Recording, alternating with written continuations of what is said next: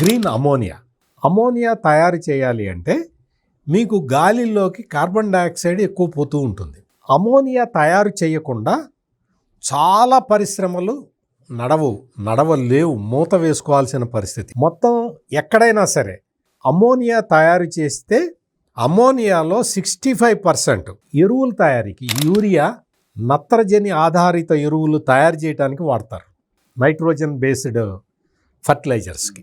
మిగిలినవి పాలియస్టర్, మనం వేసుకునే బట్టలకి సంబంధించి ఆ పాలియస్టర్ దాన్ని మిక్స్ చేయడానికి వాడతారు. కొన్ని ప్రాంతాలు, కొన్ని దేశాల్లో ఈ అమోనియాని విద్యుత్ ఉత్పత్తికి వాడతారు. విద్యుత్ ఉత్పత్తి చేసే ప్రాసెస్లో అమోనియాని వాడటం ద్వారా ఎక్కువ విద్యుత్ ప్రొడ్యూస్ అవుతుంది. ఇవి కాకుండా రకరకాల పరిశ్రమల్లో, మెయిన్గా ఫార్మాస్యూటికల్ ఇండస్ట్రీలో, అంటే ఔషధ తయారీ పరిశ్రమలో అమోనియా అనేది బేస్ ఏజెంట్.